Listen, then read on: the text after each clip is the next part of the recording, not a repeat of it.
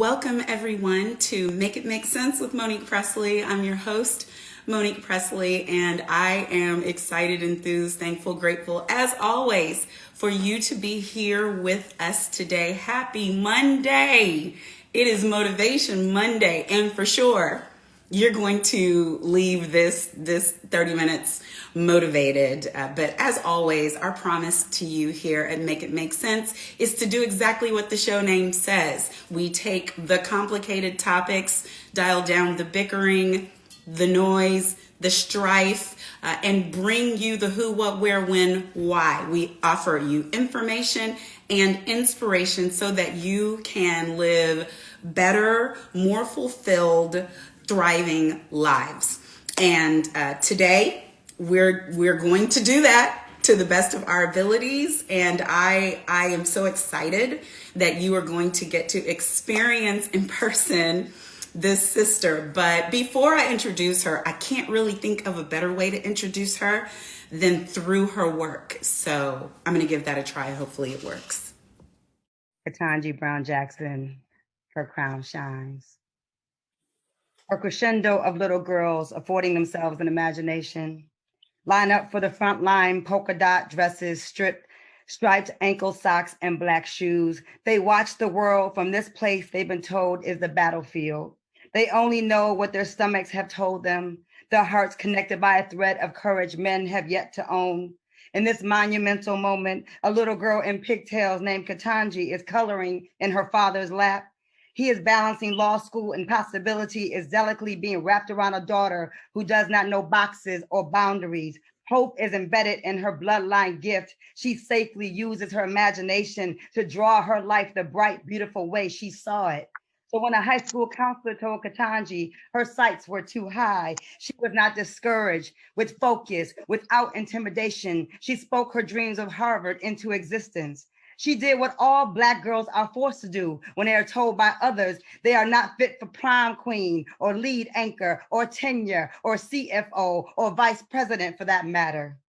A nation built on the backs of Black women without a singular representative reflected in the highest court in the land until you, number 116. Someone probably told Harriet that she was not fit enough to make it to freedom. Someone told Rosetta Tharpe Black girls do not play electric guitar. Someone might have told Ketanji she would never be. But here you stand, necessary justice. Black girls carrying constellations inside their wombs, waiting to be named. This one exceptional star, Ketanji Brown Jackson, assembled eloquently by ancestors' prayers, manufactured by foremothers who inhale and breathe out survivors, warriors, living testimony of the divine feminine. No more silence swept under an audience, left out of history books. The emancipation of a house and a Senate floor. They walk off, but your voice won't be ignored. You unshook, unbothered, poised for position, smile beautifully as Malcolm in the face of his enemies. Thank you to the 53 who understood this court would never be supreme without the reflection of this brilliant, deserving queen. Who else but us to celebrate, to reach back for you the same revolutionary way Alice Walker came for Zora? We from a legacy of unrecognized frontline women and the ones they pretend not to know. Rosa, Coretta, Fanny, Sojourner, Betty, Harriet, Ida B. Wells, Ketanji's crown shines so our girls can speak. All this magic rooted deep, mountain high, Euphrates deep, our bodies bold, all our bodies whole, our honesty, we recognize the majesty. The journey bows down to destiny. This is close to the best of we. Wait till you meet the rest of me. The way our sisters simply cross a street, make dinners, make laws, make hearts get weak. Benin bronze mixed with Cherokee, Senegalese and Southern trees, Creole crafted country, Congo, red clay. You remember me. Our stories travel through us, the ancient and the new ones. Our crown shines for the doers, the Black nerds and the coolest. Won't she do it? Find a smile in the darkest narrative. Dust off that gold, adjust your crown. We see you, Justice Ketanji Brown Jackson, wearing it, even when you not wearing it. Your crown shines. Your crown shines. So if you haven't guessed, my guest for today is the world-renowned, award-winning poet, author. She's executive producer of the 18-year-old rock and roll concert and empowerment weekend, Black Women Rock. If you haven't heard of her, today is the best blessing you're ever going to get, really, because through the spoken word, she lifts our bodies and our souls. She, as I said, is a published author. Her fifth book, We Want Our Bodies Back, was published by HarperCollins in 2020. And, you know, she has recorded her poetry with the likes of Common, Nas, Jay-Z, Jeff Mills, you name it, she's done it. But you just never know when everything you've done is going to get the light and the shine that it so richly deserves. And I was able to be there to watch live up when this happened for this sister, and I wanted to talk to her about that today as motivation for us all. So let us please welcome Jessica Caremore. So excited to talk to you. Your entry is like, I was like, I want to talk to her right now. I was ready. It's like 11:59. I was like, okay, I'm ready for her. Hi, Monique. So wonderful to meet you. It's good to meet you too. After we've been hanging in these meetings, them Zooms, right? When we're Black women, what a great group, right? We've been in the rooms, and you have blessed us. In the rooms, you've been a blessing, and I think that that's one of the benefits. I know that we don't share what goes on in there, but we are. Wait a minute, who did I just see? Okay, but we are just able to see, as you said, the constellation. Come on. All of the stars quietly gathered. The way we gather in that room is so powerful. And all of the gifts that are birthed out of it. We share within, and then we work out. Exactly. You know, we work without. But guys, please put some hearts on the screen for our poet laureate, Jessica Caremore. It's so beautiful for you to lift me up this way. Like, I really appreciate it. And you were there in that moment. And so in that moment, you know, Jateka asked me to write that poem on Friday. And I said, so let me pull something together for Sunday. And I stayed up on Saturday night trying to figure out what I was going to say, because I know the Black women that are on that call, and they mean a lot to me. And I'm always so thankful to Jateka because she pulled me into this group, right? And I knew other women artists that were on the group, quietly in the group, not really saying much, but Jateka made me talk, and she's like, I want to get you, and I want to bring you in, and you got to say something. And she is an expert at insisting upon us being who we are. That's right. Real. Because for you to have the gift of spoken word and not speak, that's a sacrilege. That's not the way it's supposed to be. But for those of you guys who don't know, what we're talking about is the Black Women United group. You may have seen the hashtag all around When with Black Women, and this group was organized. The convener of it was Jateka Edie. She's here on Facebook. Look her up. And we came together around the notion that the way that Black women were being represented and being treated, specifically when we were in the election cycle, and we ended up with a Black woman VP, and the manner in which we were handled, viewed, treated, all of that was going on. We thought it was necessary to do something about it. And Jateka reached out to some. It started with a group of 90. It's now upwards of 3,000 or 4,000 people. Yeah. And we have since then been convening every Sunday and with new objectives, but all around lifting up Black women in the light where they deserve to be. And so this past Sunday, when we were having a celebration of our soon-to-be Supreme Court Justice Ketanji Brown Jackson, our resident poet lifted up a spoken word in honor of that, in celebration of that. But guys, okay, here's the thing. You heard me introduce her, so you know she's been everywhere, she's done everything. She's not under a rock or anything, right? No. She's not. But what I love about this story is also scheduled for the same night for our prayer celebration call was our queen, Oprah Winfrey. Yes, Oprah Hill Winfrey was going to be on the agenda that night. It's not her first time being in the room. So she's not a stranger to the room. Jateka ended up having a whole full-blown show on OWN due to the work that we've been doing that she has done in the room. But this night, Oprah is scheduled to come and deliver remarks. And God would have it the universe would have Come on, it universe. that our sister right here Yeah. gave her spoken word Yeah. immediately before. Now, here's what, to me, I always recognize when stuff is just happening in the spirit. Yeah. There have been lots of times where Oprah zooms in and zooms out. Yeah, that's what, it's funny when I saw that I was going on right before her, it still it wasn't like a big deal for me because I was like, Oprah, as you know, has been on the call before.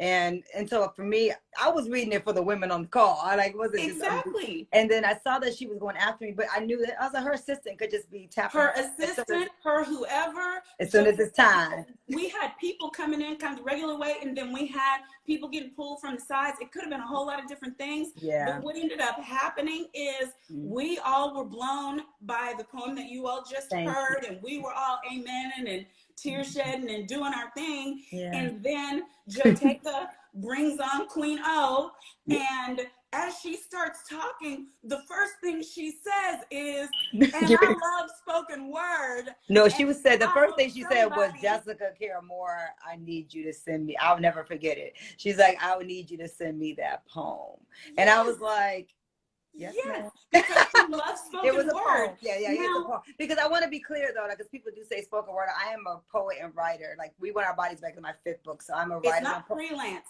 Yes. No, and I'm not a spoken word artist.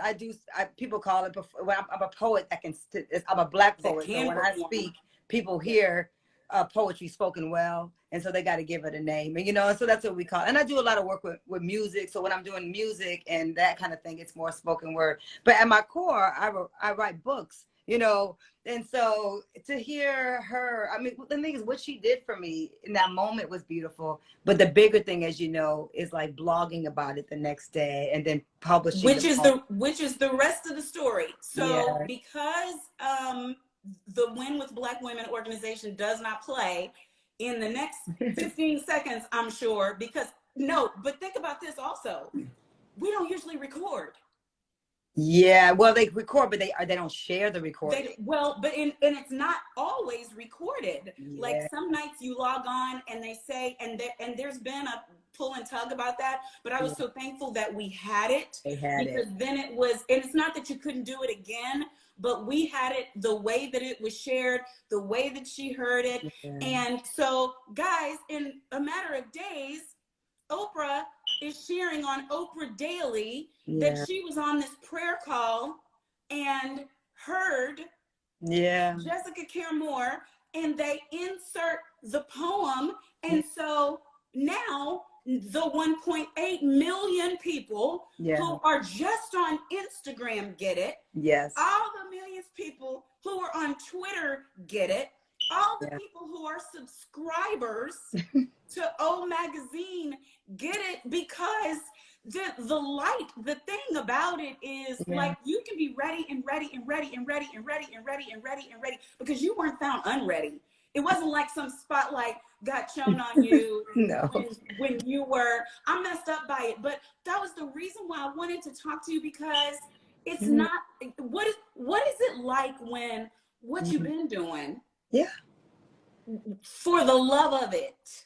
Well, I've been doing it for 25 plus years. So I've been traveled all over the world. I have done some amazing work in the world, right? That people may or may not be aware of. Like I've spoken at the United Nations World AIDS Days with Kofi Annan. Like I've been in spectacular rooms with extraordinary people, doing all kinds of amazing work as a grassroots activist, as a poet and writer, as an independent book publisher. Oprah was one of my idols. I started a publishing house when I was 22 years old in Brooklyn in 1997 and started publishing. I was immersed in the art scene in New York City from Detroit, but was in Brooklyn, and started publishing poets like Saul Williams, like Raz Baraka, who's our Newark mayor right now.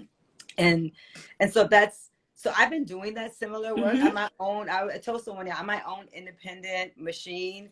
I'm certainly not a billionaire, but I've certainly been making a living as an artist for 25 years and curating and pushing other people's voices out there. So what Oprah Winfrey did for me is absolutely something that I have been doing for other women and what I do in general. And so that's that karmic give back where I wasn't overwhelmed by it, but I was, I love that she did it in a very organic, sisterly way, in the way that we should take care of each other, right? But we don't Yes. often do. But I'm from a Black city of institution builders, and I'm about lifting up on my community. So for me, I feel like people were more excited for me than I was. I was kind of, when things like this happen for me and light is put on me in a moment, I really just get back to work. Like I just say, okay, so I've been doing this work. Someone recognized, someone very special recognized it. That's a blessing. Now, how do I continue to do more work? And how do I use Yes. it to push forward the things that I'm already doing? How do you use it? Because the thing about it is, one person recognizing it, fantastic. One person who is followed by millions, that opportunity is, which she always is keenly aware of, Yes. that opportunity is for others who haven't heard of you, who haven't been exposed to you, Exciting. to have the benefit. She's not doing anything for you. It's not a favor for you. It's a favor for us. Yeah, Right? yeah. That It's a there's blessing, though. gift. It's a blessing. It's a gift that deserves to be shared. But some of us probably were more excited than you, because for those of us who for forever know the way that she moves, Yes. I know people who have had to work 10 years Wow. to get an article, who have had to Wow. request and this and this and this and See, this. I don't do that. So that's still deep for me, because I don't operate like that. Like when I've been found myself in rooms that were extraordinary, it's because I had to recognize at some point I've been doing the work and I deserve to be in the room. right. And it's not for nothing, right? And so Right. at some point, organically, if it's meant to be, like Oprah has worked with several people that I know and love, people that are very closely connected to my community. But since I won the Apollo like in 1995, 1996, and became an Apollo legend. Since that moment, people have been saying, have you talked to Oprah? Have you written Oprah? And I was like, no, no, I'm just going to do my work. And then one day, maybe someone like Oprah, and other people, I've been recognized in beautiful spaces. I'm a Lane Locke Award winner. Like people in different spaces have, the NAACP has given me a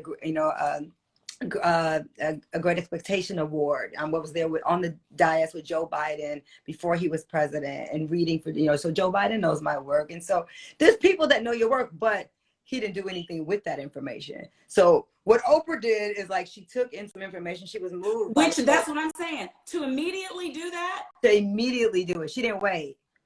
I love her so much. But that I credit your spirit with that. And that's, to me, why this is Monday Motivation. It's not just everybody, it's not an instant discovery. Sometimes I think what people don't understand is the people you see pop on the scene rarely are truly popping on the scene. What has happened is a person in your sphere has recognized the labor that has been going on and on and on and on. That's right. And something he can turn it on a dime is the thing. I preached that sermon once, and it sticks with me all the time, because it's what lets me know in your darkest of hours, you don't know what dawn looked like. You don't know. That's right. And so giving up makes no sense, because if you keep putting it out there, and by the way, I don't knock people. I don't knock people who do outreach or through their publicists or through whatever. I'm not knocking that either. I'm just saying that I watched it happen for you in real time, when you were just being a sister. Just being myself, and that's the best thing. I mean, and I've learned, people said, who's your booking agent? I've had publicists and agents and things over the years. And then I haven't. I've been an independent Black woman artist, independent book publisher, putting out other people and performing all over the world. I've created institutions around my art, and I'm very blessed to say that I've made a living for 25 years. I've been free. I've had to work a day job. And so there's a lot to that. So I feel very rich in that way, and that I have freedom of movement. I've raised my sons on art and poetry and possibility, and there's no greater gift. And so being recognized by certain people is important, but it's, you know, I've been recognized by students. You know, I have like babies I've been mentoring for years inside schools and doing work inside prisons, like kids I was speaking to at juvenile detention centers that have reached out to me saying, your words changed my life, and now this is what I'm doing. Like, that's a light too. It's just not a light that Yes. the world sees, but it's definitely Oh, keeps but me see, but going. then they get to though. Yeah. And that to me, like I said, that's the Yes. story. Yes. Because I am certain that when the universe works things out in this way, Right. it's people, because we shine a light on you, we shine it on your students, we shine it on your work, we shine it on your labor, we shine it, you know, on your publishing company. Yeah. Because you can be trusted with light. That's right. Come on, Monique. Everybody can't. Come on. Everybody can't. That's just for Yeah. real. And What light does to the right person is what it does to me is humbles me, because I became very famous as a poet from the Apollo when Steve Harvey was hosting, Kiki Shepard and the whole thing. 5 weeks in a row I won the Apollo, and I was walking around New York City. I was still learning the train, and I was getting stopped for autographs at 22, 23 years old. And I was still where is that footage? It's all over. It's on It. Hulu. It's on YouTube. You need to give us some flashback Fridays for real. It's there, and people who know my work, they know about the Apollo, and so that's the thing that propelled me into performing. But also, it moved me, and so I won the Apollo, became very famous in that way, and then I started a publishing house to publish other poets. So I used the platform of people knowing who I was to make more space for other poets. And so that's just in my DNA. That's just how I roll. And so I never take moments like somebody would have taken that moment and been egotistical about it. I was like, oh, how do I move my community? How do I help poets get, how do I use this moment to help other poets get, you know? And so that's just how I operate. So, I mean, there are things happening. There are publishing houses that want the book, that want the poem. So it's going to become a book for sure. But I'm already I'm on Harper, More Black Press, my publishing house. It actually is an imprint deal on the table for with Harper. And so I'm already have 3 or 4 poets I'm about to publish through More Black Press, Harper, Amistad. So it could go through my own press, but there's other publishing houses. So opportunities have come quickly. And then, you know, when I tell people like, what do you know, that this is what I do. I have 5 books out. Like, please go get my books. Like, go, I have them. We Want Our Bodies Back.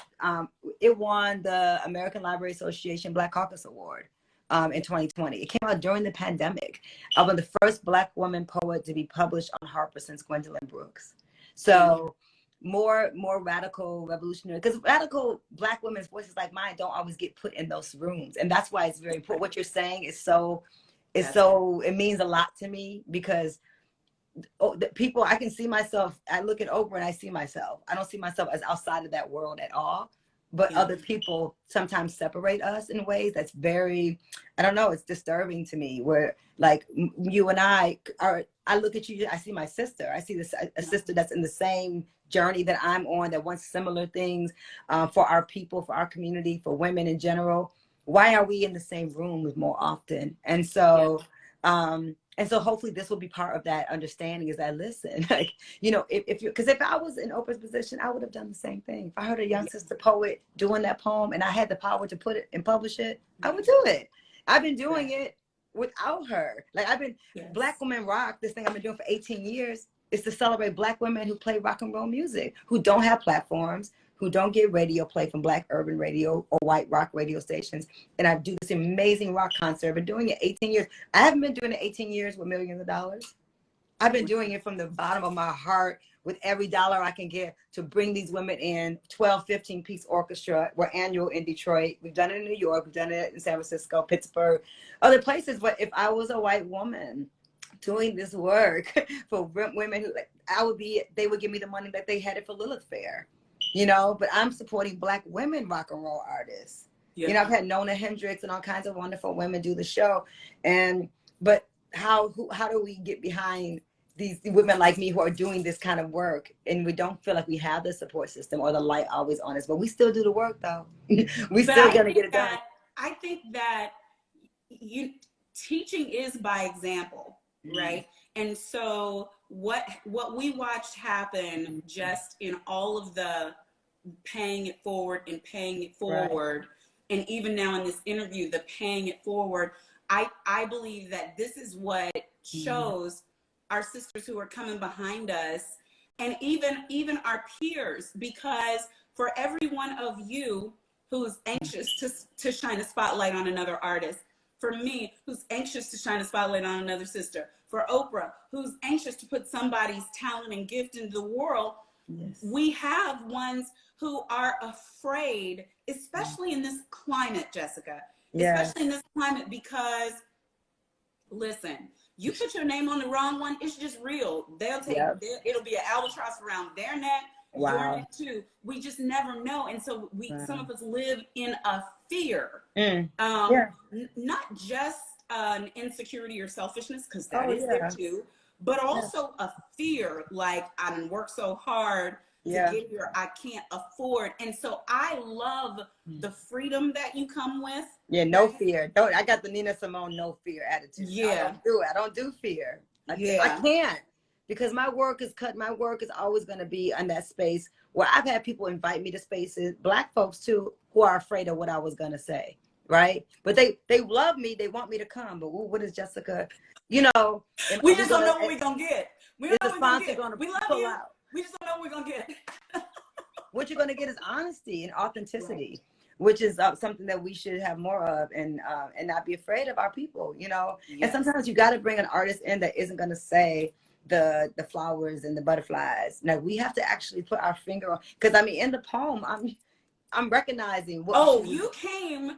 You started at way back and brought us all the way. And one of the things, I love so many lines, but where you talked about our four mothers inhaling and exhaling survivors, I felt myself come out in the breath. Yes, thank you. And that's the thing, that Black women, we can't, the way you put, that's why your gift is your gift, the way that you describe that, we can't really put those words on why the survival part is in our DNA. We the ones, though. We the ones. About your thoughts as you were creating it. I know we run along now, but just give us but I mean, that's what it is. Like, it's really, I mean, part of my work is ancestor work. I always say that, like, my ancestors are with me. I'm writing. I have this craft, this thing called poetry that I've gotten from my foremothers: Sonia Sanchez, Ntozake Shange, Nikki Giovanni, Lucille Clifton, Audre Lorde. These sisters who've been writing for me, and I found it in high school. And I found a way to find my voice inside of it. So I'm never alone in the work. And I always am thinking back to, like, how did I get to this place? Like, my father was born in 1924. I'm like one generation away from Alabama cotton fields. I never knew my grandmother and grandfather, but I know my grandmother and grandfather. Well, how do I know my grandmother, who I have one picture of from Madison, Alabama? How do I know her? Because I am her. And so spirit work, I believe in spirit world. And so all of it is balance. I would say poetry is a balance of craft and gift, and then there's magic. And so I always bring up, because I know I didn't get here by myself. None of us get the thing you're talking about, that reach back. Somebody reach back for me. The Last Poets and Gil Scott Heron reached back for me and put me on stages. So I do the same thing. But none of it is, and I always feel like I'm a survivor. We're survivors of the Holocaust. We're survivors of the indigenous genocide in this country. We are survivors. Everything has been built on our backs. And to see this Black woman finally, like, how have we had a Supreme Court? How have we been called a court supreme without a Black woman on it? What court is that? It is the court before now was really a joke. And it still needs a lot more help.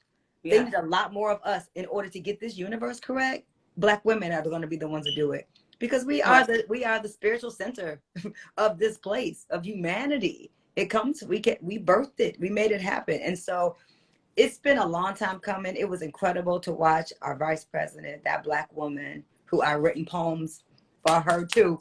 Listen, I got an album coming out, and there's a song I have called Jim Crow that's specifically speaking about the people who are attacking her Blackness.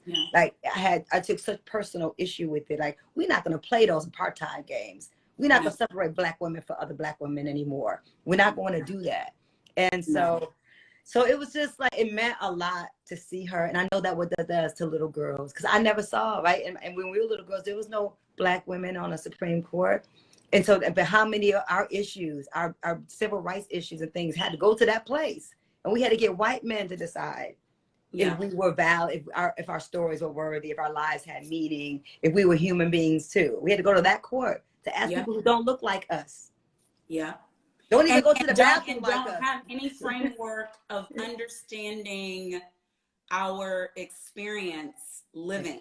Exactly. And that absolutely matters. People want to pretend that, and coming out of just, the legal background, I listen to people all the time try to justify how many white males over 50 are on all the courts of America and how it shouldn't matter if the laws are equal. And I'm like, it's such a stupid land type conversation where the laws are made by the same people who are disseminating them, who are deciding them, and then in the jury box. That's right. And who's in front of them? What's the prison population look like? The control system. The application is through every level. And so anytime you get somebody, like people kept saying it's still a 6-3 court, I'm like, y'all have no idea the way that the power center and the conversation and the deliberations have really shifted, particularly with this one woman and her experience. That's right. That's right. And the way these court systems have just literally destroyed Black families without question, in control of who gets children, who advocates. Even I know so many Black men literally who cannot get a chance. A Black man trying to get some visitation with their children in front of a white man who's looking at this Black man like a criminal, like someone who can't possibly want to take care of their children. There's so much criminalization of our people, of our brothers and sisters. Like, it's a problem. And yes, anytime we can get someone that looks like us, that not just looks like us, cares about us, right? Yeah, because we got one on the court that looks like us, and that ain't worked out. So it cares really, about us. Matters the inside, the care of the heart that they have. So what I would love to do, I've talked to you all day, I'm so excited, but I know that there are people on here and people who are going to watch this on YouTube who don't just want to get your work, which that I hope y'all will get everything she got and everything she's ever going to get. So follow her, all of that, please. But also just want an education in the poetry of our people. Yes. So if there is a way that you could please, through my producer or directly with me, just send us a couple of things that you suggest us reading. Okay. To get the education. And when I got them right here today in my house. If I could get up, I would just grab the books and be like, this one. But I would send a list. I would send a book list. Because you know what? We got to get Black poets into the curriculum of our school system. It's a big thing for me, is that I'm not from the skies. Like when I saw the little sister Amanda Gorman when she did the poem for Joe Biden, she didn't drop down from the heavens either. No. So when white folks were talking about her, I would say, yeah, she's a great poet. She did a good job. But they talked like they had never seen, like she was like a star from. I was like, no, baby. She been listening to me. She been listening to Intezak. She been listening to Mama Sonia Sanchez. She been reading Jane Cortez. I was like, she been doing her homework. So we come from a continuum. We're Harlem Renaissance children. I'm a metaphorical child of the Black arts movement. There are books that our babies need to get their hands on. Sometimes they put a Maya Angelou, but there's other poets other than Maya Angelou, other Black poets too. And she was one of my heroes too. And so just making sure that the education system, they're not, it's very mediocre, especially when it comes to Black African American literature.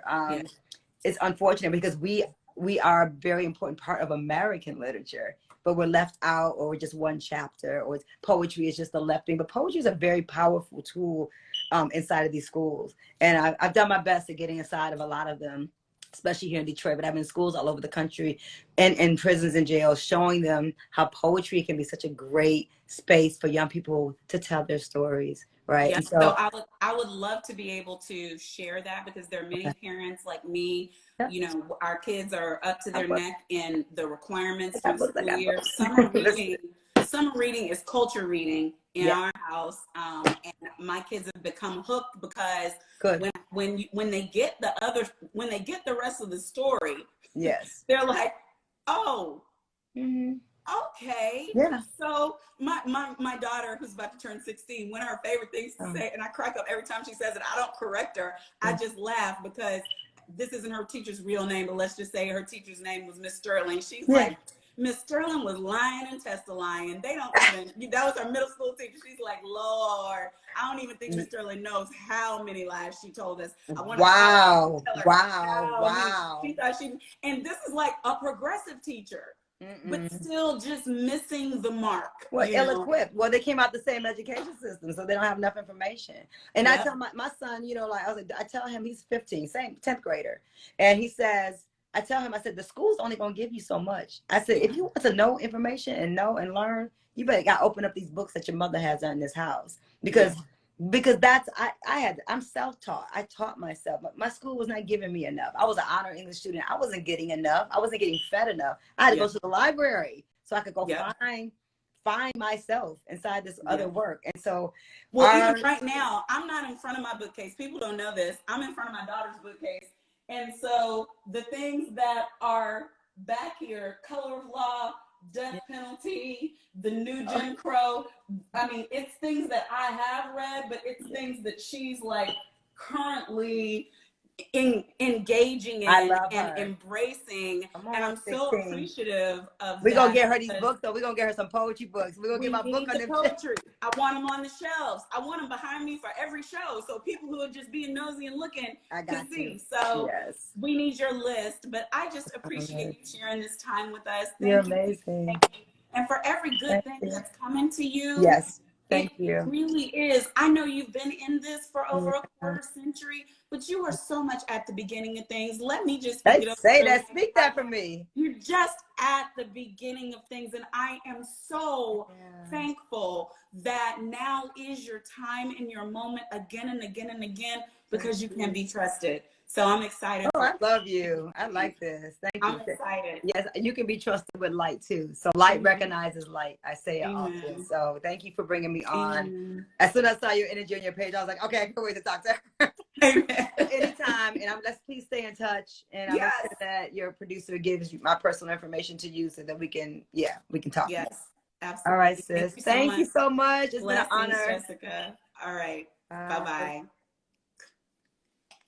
So guys, I hope you enjoyed that. I probably am just overly excited. I know we ran a little long, but I'm so thankful for Jessica Karen Moore. Please follow her.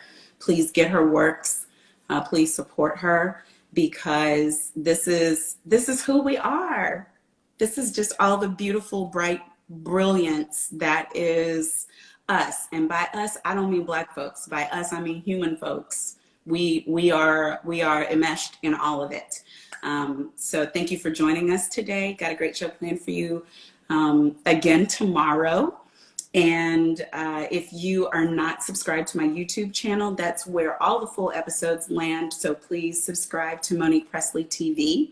If you enjoy the content that you're getting, please support us at the link tree in my bio. You can support through Cash App, $MoPress, through business PayPal, through Monique Pressley Enterprises, through subscription through Patreon, and no gift too great or too small. We appreciate them all as we try to bring you the best possible content day in, day out here on Make It Make Sense. Thank you. I will see you again tomorrow.